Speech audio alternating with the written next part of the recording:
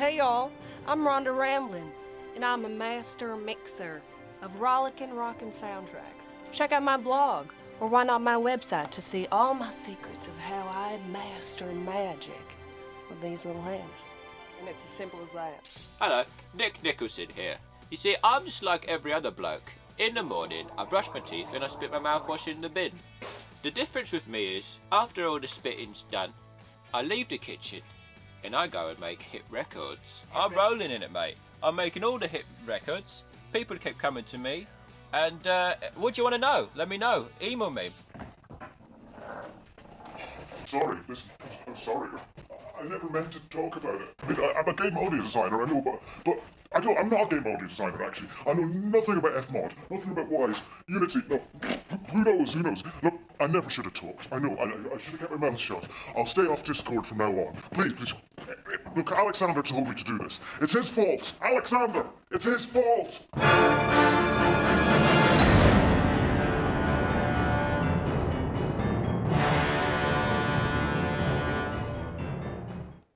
Good afternoon, everyone, and welcome to the 2021 AES Scotland Christmas Lecture. This year, we're broadcasting live from City of Glasgow College in Glasgow. I'm Dr. Jessica Argo. I'm a cellist and theremin player in experimental music ensembles, and I also research how sound induces emotions, a highlight project being immersive soundscapes for exposure therapy. I'm also the programme leader of the BDes Sound for Moving Image programme at Glasgow School of Arts, School of Simulation and Visualisation. I was actually originally trained as a painter, and then I went on to build audiovisual installations, mixing live, experimental video on translucent mesh sculptures, with techno in dance clubs or hypnotic ambient music in white cube galleries. Today, I'm honoured to be joined by Alexander Horowitz, a game audio specialist and composer. Alexander is the audio lead at Studio Gobo in Brighton and Hove, where he's working on the upcoming Warner Brothers title Hogwarts Legacy.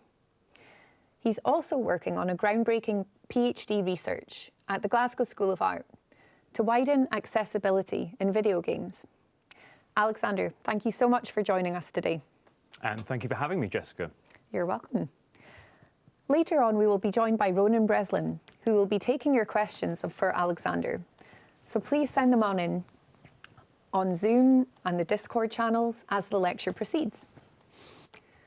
I would really like to thank the AES for inviting us to host this event and the incredible team who put so much into planning today across several institutions in Glasgow, including BDes Scotland, and the staff and students at both City of Glasgow College and the Glasgow School of Art. Now, let's get to the main event, where we're going to unlock some of the mysteries surrounding the highly secretive world of video game development.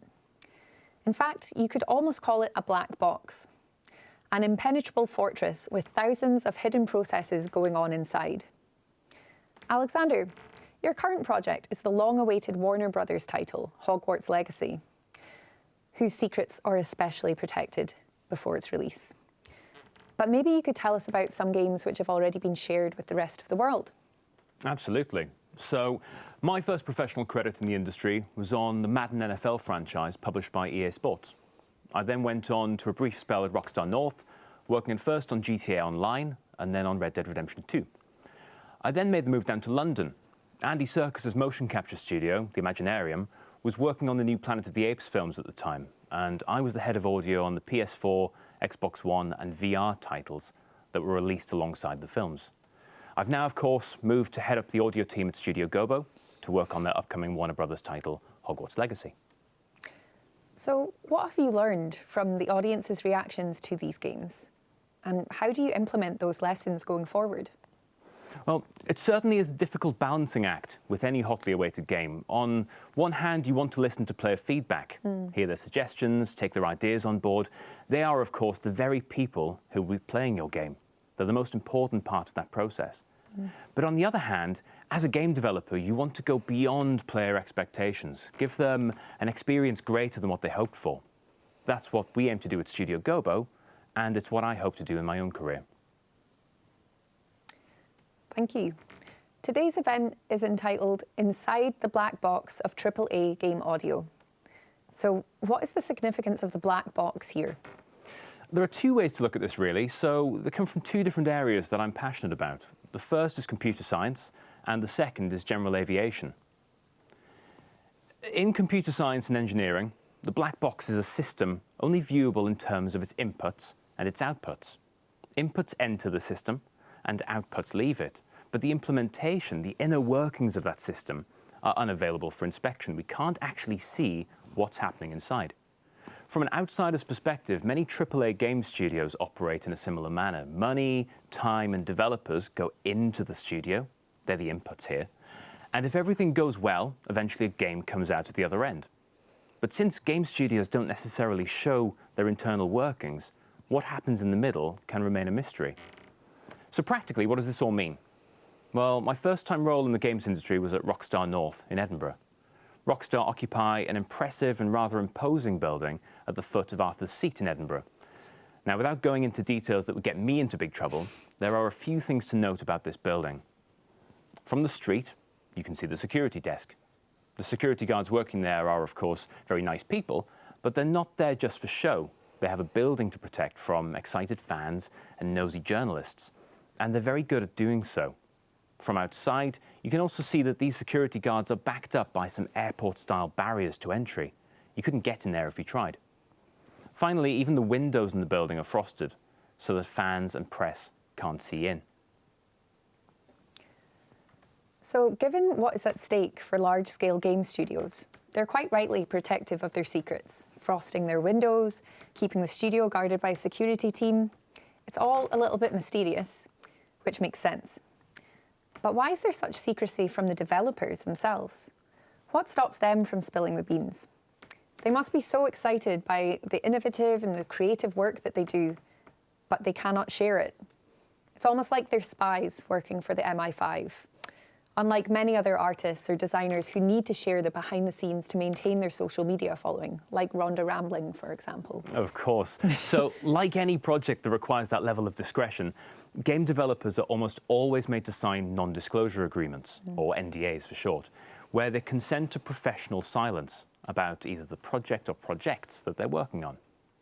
But why does this happen? Well, a lot of this has to do with the ambitions of the marketing department, who don't necessarily want to show off developers' work until it's deemed to be ready. In the press and on social media, you may have heard of the term hype train surrounding an upcoming project, where the level of anticipation by fans grows and grows as discussion increases and fans become more and more excited. But most importantly, as a professional game developer working for a large studio, you have to remember that whatever you produce belongs to the studio. If you look at Glassdoor or other workplace comparison sites, the average game development salary in the UK is about £7,000 or $10,000 greater than the average British salary overall. Working in AAA game development can be an expressive, a creative, and sometimes even a well-compensated pursuit. But that comes with the understanding that your great ideas as an individual are now part of a greater whole. Game development is a team sport where confidentiality is essential. Thank you for explaining the computer science type of black box, a system with only its inputs and its outputs visible. I believe you can also have a black box on an aircraft too? Yes, exactly. So I've recently taken up flying. I get lessons from a flight instructor in a four-seater Piper PA-28, wonderful little aircraft built in Florida. Now, although that plane is too small to need a flight recorder on board, larger aircraft can require them by law. These types of black boxes, which are actually orange, record the nature of that flight in great detail, sometimes including cockpit voice recordings and parameters from the flight deck instruments. Usually, we only get to the contents of these black boxes on landing or after an incident has occurred. So in aviation, a black box is a very different device with a crucial purpose of documenting the entire flight for forensic purposes. Built to be nearly indestructible and impenetrable unless something goes wrong. Yes, exactly. So what if we could look back at the findings from a black box mid-flight? What if we could unpack the techniques of modern game audio development mid-flight as it's happening right now? Today, I'd like us to explore the recent history and the current trends that AAA studios consider when working on the sound design, ambiences, music, dialogue, and vocalizations for new projects. we'll take a look at some of the principles on the cutting edge of game audio and start to consider where the future of game development is right now and where it might take us. That's so exciting. Now we're going to discover what game audio and music means to the students on the BDes Sound for Moving Image course at Glasgow School of Art, as they share the ones that trigger the strongest emotions for them. There are also a few game soundtracks that they're so addicted to that they even listen to them when they're not playing the game.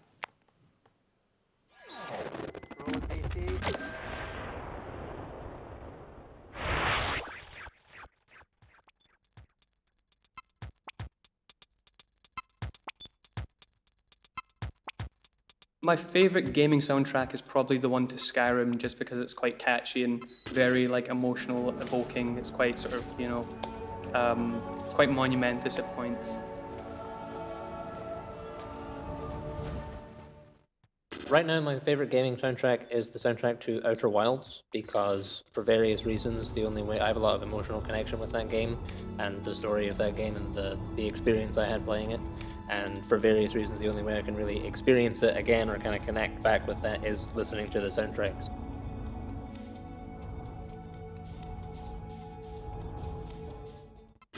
I would probably pick World of Warcraft because that's the game I've played the most throughout the years. So that has a real, it's a big part of my life, I guess.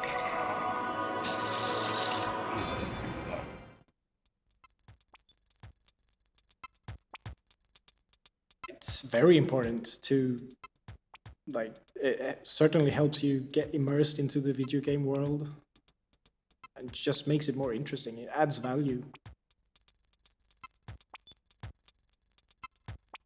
Yeah, I'd say so. Quite often, video game sound or music is quite overlooked because of what's going on screen.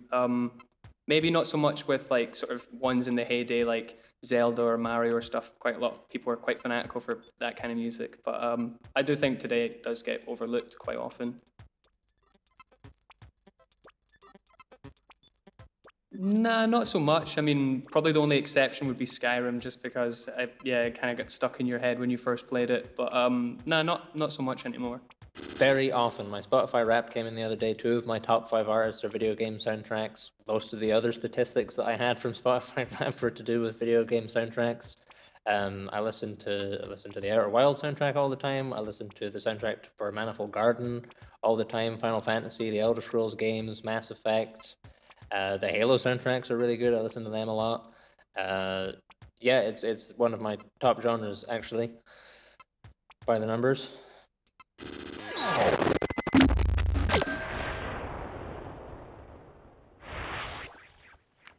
So where do we start? Where can we discover some of these innovative techniques that will equip game audio designers for the future? Maybe we'll need to look to other types of media for inspiration too. Well, there's a lot of amazing developments in audio that have been happening outside of games, in linear media such as film or TV. After all, film, TV, games, and even theatre all have a lot in common when it comes to sound. Linear and non-linear media are both experiential art forms. Both types of audio are intended to affect listeners, either by giving them information about what's happening in the scene, shifting their emotions to match on-screen cues, or to ground the scene with a sense of place. So sound can be used to ensure the audience is transported into another world and to make sure that they experience the emotions and sensations that the on-screen character feels. This can be through enveloping ambient sounds like electrical hum or birdsong, or maybe the tactility of materializing sound effects like footsteps, creaking floorboards, the expressive prosody of the human voice, and of course, emotion-inducing musical score, either melodramatic orchestras of Hans Zimmer or ethereal choral improvisations from Johann Johansson. Yes, exactly. The main difference between linear film and non-linear games, however, is when sonic events actually take place. In linear media, these events occur in the same place every single time. Since I've been working on Hogwarts Legacy for the last 3.5 years, for research purposes, I've watched the Harry Potter films more times than I can count. In Harry Potter and the Philosopher's Stone, or Harry Potter and the Sorcerer's Stone for our American cousins, the US rights holders thought that the term philosopher sounded too archaic for American audiences, which I think is a bit unfair. Anyway, in the first Harry Potter film, 37 minutes and 50 seconds in, a chocolate frog jumps onto the window of the Hogwarts Express next to where Harry is sitting. You can hear the chocolatey squelch of its feet as it makes contact with the window before, spoiler alert, the frog climbs out of the train where it's never seen again. If, over the holidays, you decide to sit down and watch this film, or any film, regardless of where you watch it, who you're watching it with, or whatever else you happen to be doing at the time, the nature of linear media is such that those events will always occur at exactly the same time. Luke Skywalker will always enact Ben Burtt's elegant hum of the lightsaber for the very first time at 33 minutes and 48 seconds in A New Hope. Boromir will always blow the mighty horn of Gondor at 3 hours, 7 minutes and 19 seconds into the extended edition of The Fellowship of the Ring. And that chocolate frog will always create a satisfying splat at 37 minutes and 50 seconds into The Philosopher's Stone. These events are always fixed. Games, on the other hand, are, by their very nature, completely variable. When a player fires up a game, they're usually greeted by a splash screen, followed by the main menu. But the main difference from now on is about player choice. What they choose to do once they've reached the main menu is completely up to them. Yes, they can go straight into the gameplay, traditionally the first level, but they can also explore the option menus, tweaking the details of gameplay before they begin, or unlike film and TV, where the credits usually come at the end, players can choose to watch the entire credits list before they even start. Ultimately, we as game developers cannot hope to predict exactly what one player will do, never mind the unique behaviors of millions of players. So instead of creating fixed linear content, our challenge is to build systems with which players can interact. Wow. So there's got to be a bank of sound effects and a bank of musical segments, which each player might trigger in a totally different order. Thanks for explaining that, Alexander. Now, we know that you can't talk about active projects, but when you were working on Planet of the Apes games, how did you decide on what those sound events would be? Back at Imaginati in London, the new War for the Planet of the Apes film was in production, and we had 2 games in development at around the same time, Planet of the Apes Last Frontier and Crisis on the Planet of the Apes VR.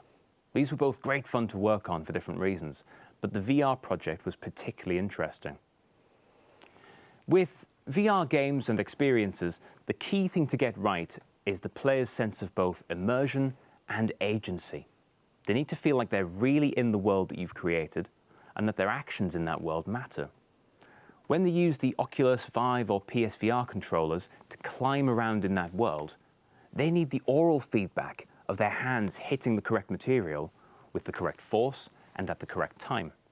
That means instead of just laying assets to picture in Pro Tools on the right frames, we need to author an event which takes into account surface material and impact speed, and then trigger that event when the player chooses to climb another step. And this happens for everything in the project. That's really interesting. Thank you. So the sound effects are really important as they provide confirmation feedback for the player. They need to hear the footsteps crunch on sand or squelch through mud, so it accurately matches the visual environment that they see. And that would help immerse the player in a fictional story world. Although the linear and the non-linear approaches are so different, requiring specialist softwares called middleware, which established audio techniques and practical knowledge can we take from linear film and TV and apply that to a non-linear game audio development? Yes, it's not all in vain. We don't have to start completely from scratch. At the start of the production process, improvements in microphone technology have allowed sound designers for linear and non-linear media to capture ever more original source material for their work. Now, for general sound recording, we might use a Sennheiser 416, a Rode NTG1, maybe a matched pair of Rode NT5s. Perhaps we might even use the standard XY pair on a Zoom H6.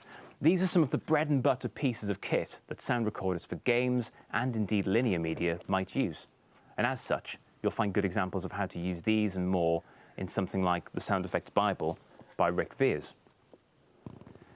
But as much as we're at home using these pieces of kit, it's sometimes nice to try and expand our options into the weird and wonderful. Luckily, there's now a healthy online community for the creation and sale of offbeat microphones. And as someone working in the field of audio, the prospect of shiny new gear is always tempting. It's not all superficial though. Alongside a keen ear, critical listening skills, and patience, this kind of hardware can help us capture sounds in a new and interesting way. Take contact microphones, for example. Contact mics capture the vibrations traveling through solid objects, such as a wall, a table, or really any kind of resonating object or surface. Jez Riley French is an amazing sound artist and field recordist who, amongst other things, makes and sells microphones. Let's take a listen to one of his recordings using his contact mics.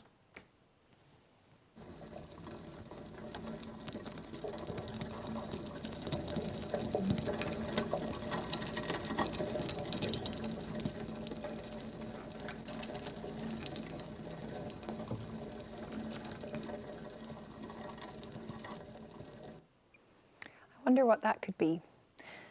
Well, a contact microphone was actually the device that I used in my first ever experimental site-specific sound art performance. Another artist, Claire Ferguson, and we took a contact microphone and a mini Marshall amplifier into a huge geodesic dome in Berlin. It was in Teufelsberg, or Devil's Mountain. And we used found objects to activate this very reverberant space. Contact microphones amplify vibrations that are so small that the naked ear can't pick them up. It takes vibrations through a solid medium and allows them to carry through the air to hit our eardrums, or even maybe directly into a recorder. Absolutely. And it's not only contact microphones that we might find interesting for game sound design. Binaural microphones, hydrophones, geophones, electromagnetic antennae, and even the humble ambisonic microphone all offer us new ways of capturing raw sound source material, which we can then use alongside traditional routes like the Sennheiser 416 shotgun mic. The Slovakian record label LOM, online that's Lima Oscar Mike.audio, they create something called the Prizor, which is an antenna used to listen to and record electromagnetic signals. Let's take a listen.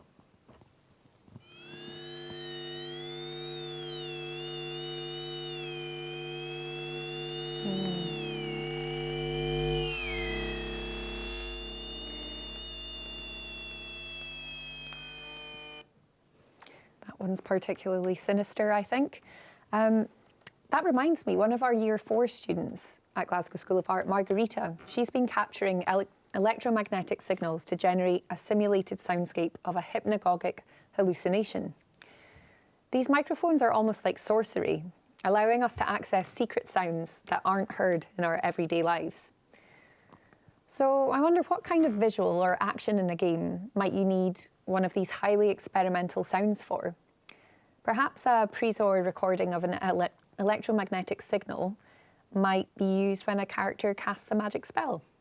Or if a character dives underwater, a hydrophone recording of glugging water or a Weddell seal's hypnotic call might come in handy. Well, regarding magic spells, I can't possibly comment. But I can say, however, if you can get your hands on a recording device like one of these, please do so. The sounds you can get from these pieces of kit are remarkable. And what about once you've captured these sounds? When you're making a linear film, you glue or synchronize those sounds to each action along a fixed timeline in a digital audio workstation like Pro Tools. So would you like to tell the audience how you insert the sounds into your games, given that no player will take exactly the same journey? Well, this is where it starts to get really interesting. Let's say, for example, that today we're tackling the footstep sounds, or feet for short, of a character walking across a scene. They're wearing leather-soled dress shoes and walking with purpose on a polished marble floor. In a film or TV scenario, we might look for the impact of the feet with the floor or watch the up and down movement of the shoulders in order to sync up these individual sounds with the correct frames on screen. Once we've established picture lock and then the subsequent synchronization and mix of those footsteps, they're set in place forever and they'll always sound the same way. However, in games, there are several techniques that we can apply to a single footstep event. When an in-game animation shows a character moving across terrain, we do a number of runtime checks to establish some game parameters. Who is the character that's moving? What shoes are they wearing? Are they barefoot? Are they broad and strong, like something from God of War? Or slight and nimble, a rogue or thief character perhaps? What surface are they walking upon? Yes, it might be a dirt track, but is it currently snowing or raining? If surface material equals dirt and weather state equals raining, then surface material equals wet dirt or something similar. The syntax isn't important. The point is, we can build a system where conceivably any parameter can affect the overall sound. Currently, we also have a healthy range of techniques to get more mileage out of individual audio assets. For example, that heel-toe sound of a single leather-soled footstep on marble. During the playback of a single sound file, we'd usually apply subtle randomization to the pitch and the volume of these assets. We usually do this to feet and moves, that is the sound of clothing, armor, and any other equipable gear on the player that's moving in real time. Using audio middleware solutions such as Wise, developed by the Canadian software firm Audiokinetic, enabling these features becomes straightforward, and game audio developers can quickly apply randomizations to their assets, whether that be feet, moves, spots, or anything else in the mix. We can also break down sounds into their constituent parts and reassemble them at runtime. By splitting each footstep asset into individual heels and toes, then combining these again at random, we can get many more variations for the same amount of memory usage.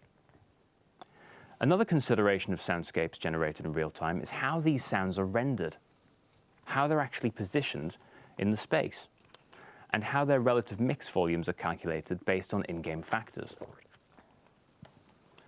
We generally use an emitter-listener relationship to determine how sounds are positioned around the game world. The emitter is the actual source of the sound in 3D space. This could be a gunshot or an explosion, through to something more ambient like a campfire or the wind rustling the leaves of a large tree. The listener is the other side of that pair, and we might place that listener on the player avatar, the camera which we use to view the scene and the avatar, or sometimes on a position between those two. Since we know the 3D position and rotation of the emitter and the listener, we can then ask the audio engine to calculate the relative panning, giving us the sense that the sounds are correctly positioned. But it doesn't stop there.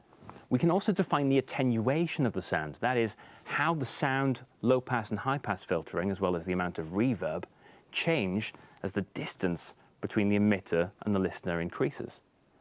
In the physical world, the inverse square law determines to what extent sound pressure levels dissipate over distance. But in the virtual world, we define this based on the scenario and the application of the sound. We can also simulate the unique acoustic effects of human ears. The combination of the speed of sound with the intraoral distance, that is, the distance between the two ears, means that sounds emanating from one side first reach the closest ear, followed a very short time later to the furthest ear.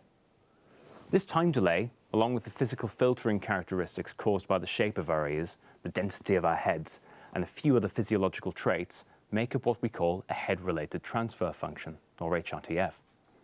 By using a pair of HRTFs with a binaural renderer, we can simulate these unique acoustic effects of the ears in real time, changing the levels and filtering of in-game sounds to match what players would expect to hear in the real world. So this means that the player will change the sounds as echoes, the loudness, or texture, depending on where they go in the game. And there can even be a degree of spatialization, even when the player's only wearing headphones. With clever binaural rendering. I bet there are some even more complex technical challenges that hopefully will be solved in the future. There always are. There always are. In the last few years, we've started to see acoustic textures being introduced in game development tools. These allow us to set the absorption and reflection coefficients of objects in the game environment. For example, the polished marble that our character was walking on earlier would be quite reflective, whereas a carpeted floor might absorb a lot of sound. There are several research outfits looking at the real-time generation of sounds on the CPU. Using physics-based systems, we can simulate the individual particles and textures of materials to create realistic impact sounds and other Foley sounds entirely from scratch. The next step will be to perform the necessary calculations at a speed that allows them to generate these sounds instantaneously, so that they're ready to respond to player actions. We also have a small way to go with the HRTFs that I mentioned earlier. Currently, we use an average set of ears for the binaural rendering calculations. But of course, players don't all have the same set of ears. When we can find a cheap and easy method to measuring individual player HRTFs, we'll be able to tailor the binaural rendering to specific players so that the game sound, it'll sound exactly as close as physically possible to what that player expects to hear. Okay. So we've been delving into some of the most advanced techniques for making contemporary game audio as immersive as possible. But there's also many vintage game audio icons that trigger a wave of nostalgia every time you hear them. So now it's time to guess that game sound.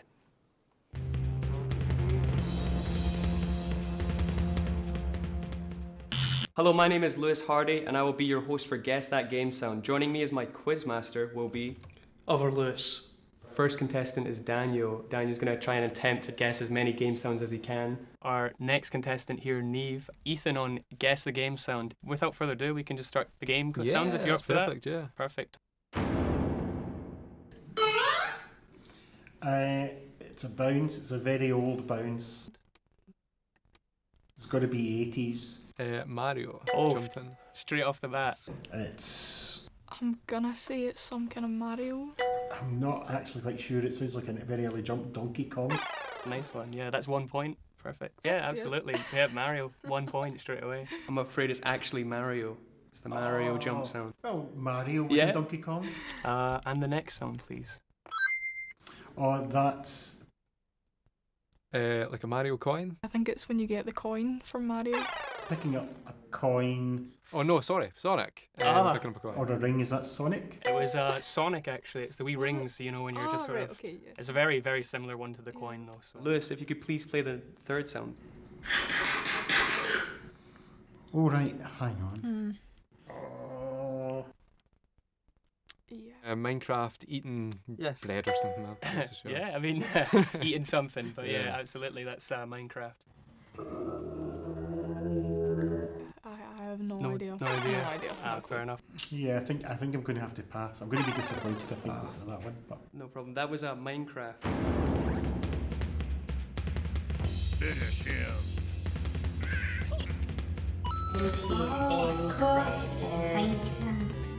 So that's the end of the show, folks.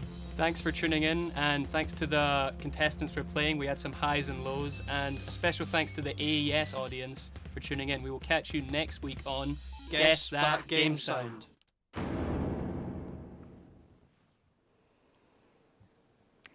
Thank you again, Alexander, for showing us some of the microphones and the softwares used to collect and then transform the materializing tactile sound effects in video games. Those sounds that are related to the player's actions, such as footsteps or gunshots. We discovered that the best acoustic microphones, they often have a narrow pickup radius, but we also looked at experimental devices that pick up hidden sounds through liquids and solids. Now it's time to reveal how to build ambient atmospheres of the wider game environment that can truly envelop the gamer.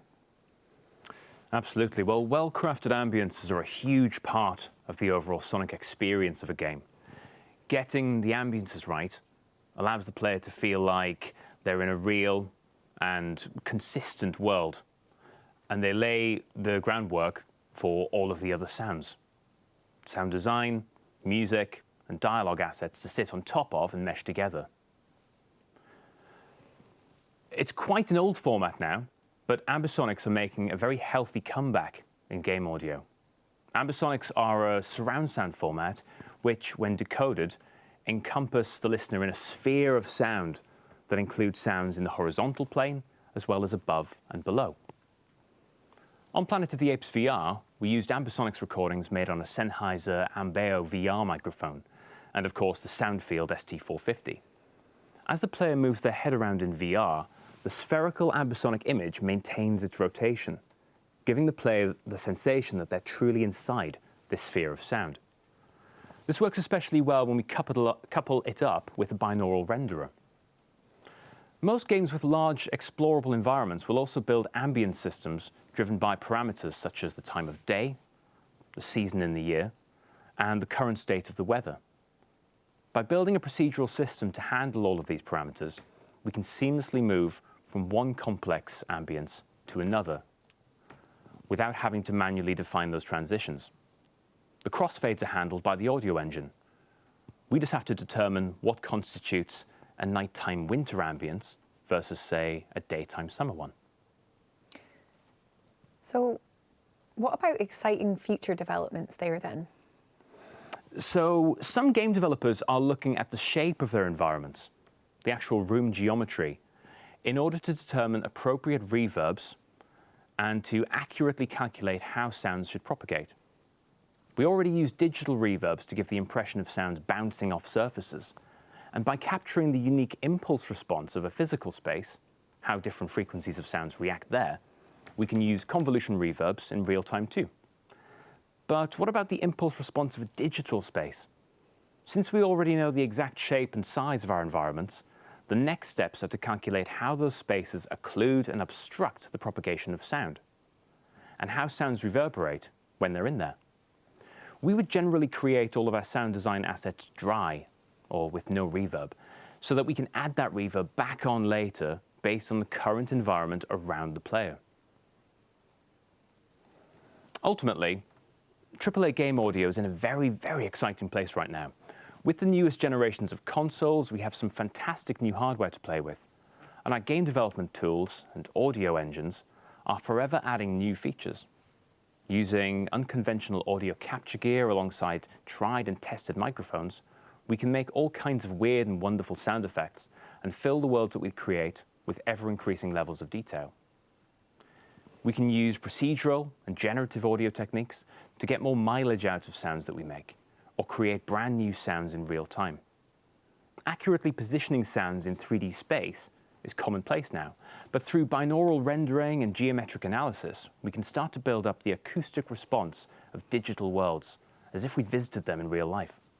I'm certainly very excited about the future of AAA game audio, and I can't wait to see where it will take us over the next 5, 10, or even 20 years.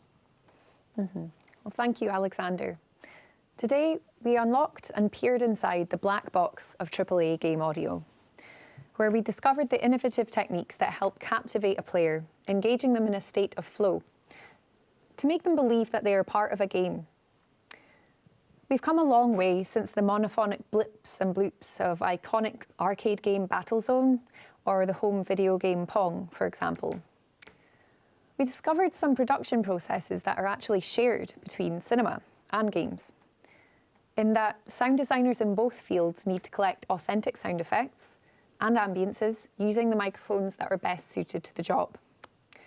For example, developers of an underwater game should probably invest in a hydrophone.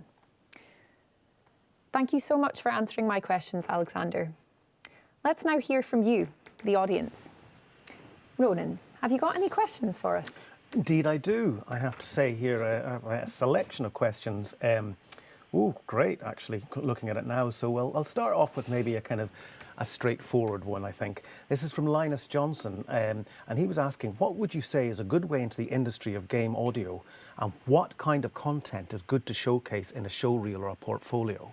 So the second point first there, the best type of content to show is your best work. And I know that sounds quite tautological, but it really has to be the best audio work that you've created, whether that's the best music that you've written, sound design, or dialogue, or ambiences, whatever showcases your work in the best possible light. In terms of what skills that you would need to get into the industry, really it depends on where you choose to enter. And what I mean by that is the actual field within game audio. So we've talked a bit there about sound design and a bit about the ambient recording. There's also music and dialogue as well, and the programming side of things, the implementation. So being specific there, knowing what your strengths are and knowing what you're looking to achieve, whether it's working as a composer, as a sound designer, a dialogue recordist, or a programmer, can help you start to drill down into what skills you actually need, and then go off and develop those to a high level that you can showcase in that application. Great, thank you very much. And I think that leads on to another question here from Oberon Day West, and is how would a sound designer transition to being a technical sound designer in game audio? Would you try learning a specific programming language such as C# or C++ and start attempting to program some of your own in-engine effects or scripts? The answer to that is definitely yes. Yes. The more softwares that you can learn, whether that's middleware like Fmod or Wise, whether that's a game engine like Unity or Unreal Engine, and then other bits of programming and audio software as well, MaxMSP, Pure Data, working on these things which start to bridge the technical and the creative can help people move towards the types of software and the skills they need to work in games. But it's absolutely possible. I originally trained as a composer and since have moved into some of the technical sides of game audio so that I can work across the board with music and sound design and the technical side of implementation as well. Great, thank you very much. This actually, we have a few technical questions. I don't know if I can try and combine them, but they are all to do with procedural audio, I think, which is obviously a very hot topic in game audio at the moment. From Gordon Webb, I have, with increased processing power, do you think physical model-based procedural audio effects will be more widely adopted in game sound design, especially with new developments in game audio engines, DSP graphs in Unity, for example, or meta sounds in Unreal Engine?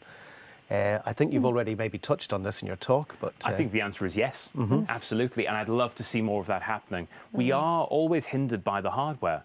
Now, the new hardware of the consoles and high-end PCs is fantastic. We've got more CPU, GPU, and memory and streaming budgets than ever before, but we still are constrained by what we can actually physically put on the on disk or on the hardware and what we can make.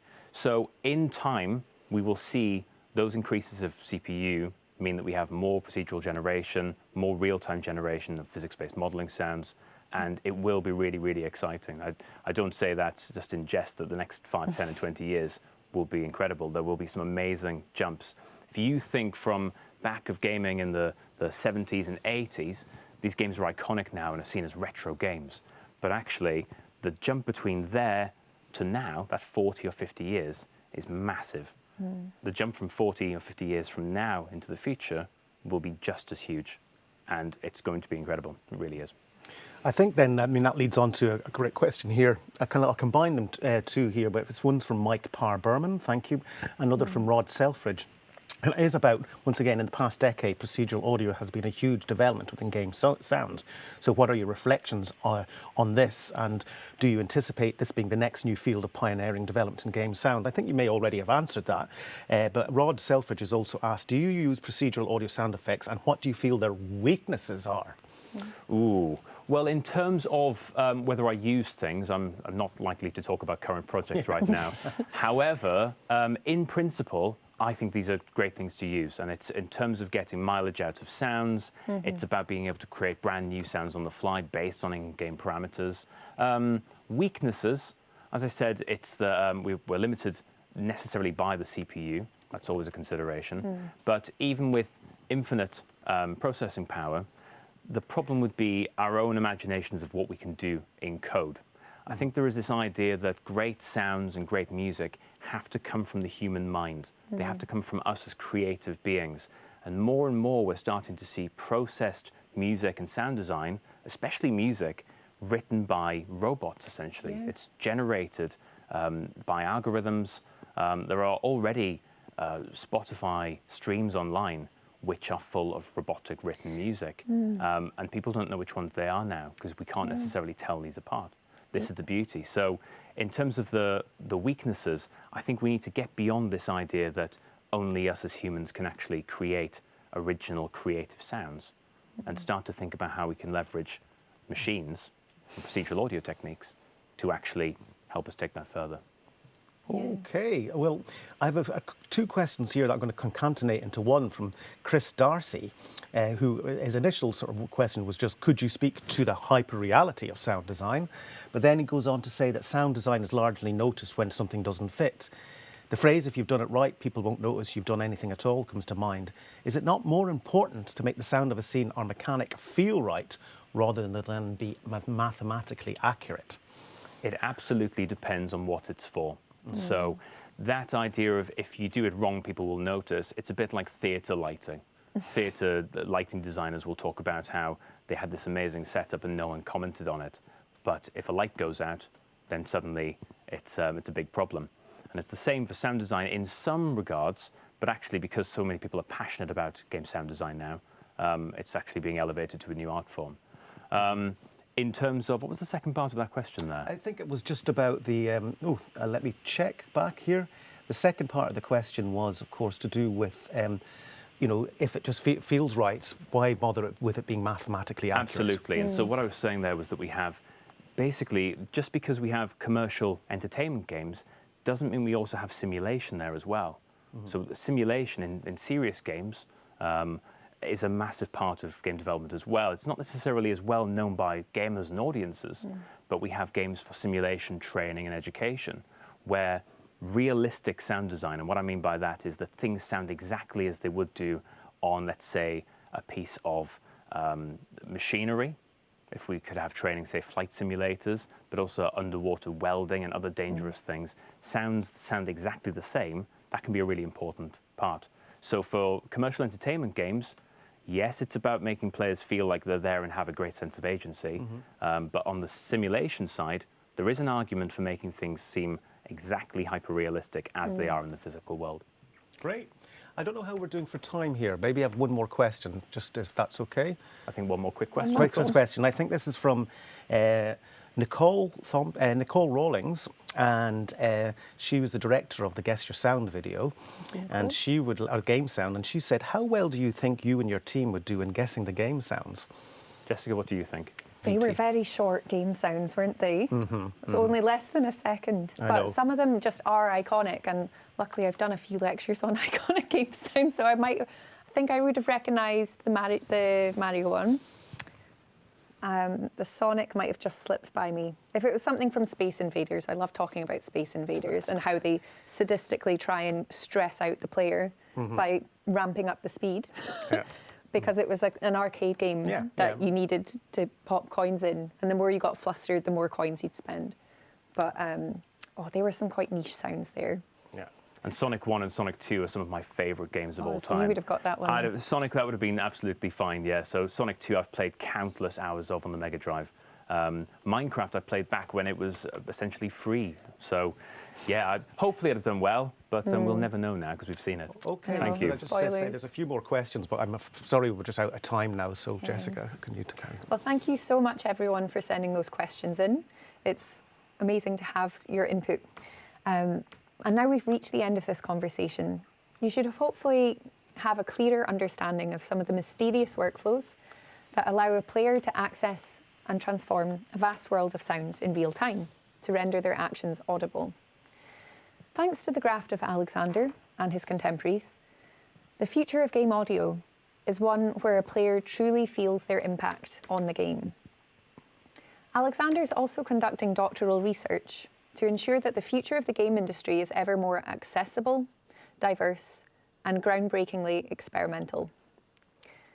Thank you again to the AES for inviting us to host this event.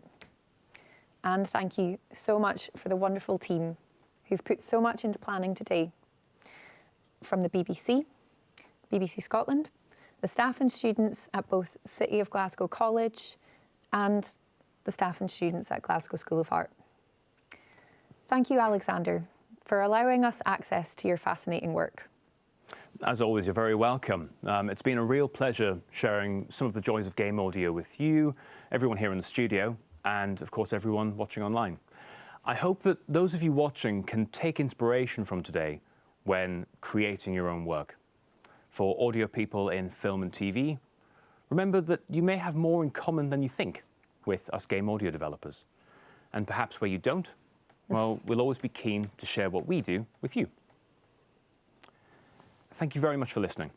If you'd like to get in touch, you can reach me via my website at alexanderhorowitz.com or on LinkedIn at /AlexanderHorowitz. I know far better than to overshare now, so if you'd like to see more of the upcoming Warner Brothers title Hogwarts Legacy, search for the official Hogwarts Legacy trailer on YouTube or visit hogwartslegacy.com. Finally, if you'd like to find out more about the work we do at Studio Gobo, search for us online or visit studiogobo.com. Thank you. And I've been delighted to be your host today. Thank you. You can reach me via email at j.argo@gsa.ac.uk if maybe you'd like to introduce yourself and tell me about what you do. You also got to meet some of the fantastic students on the undergraduate and master's Sound for Moving Image courses in those amazing VTs. To discover the innovative workflows taught and the nurturing of creative concepts that takes place on both the BDes and the MDes Sound, and to hear directly from previous graduates, please visit the spaces.gsa.ac.uk links on that slide.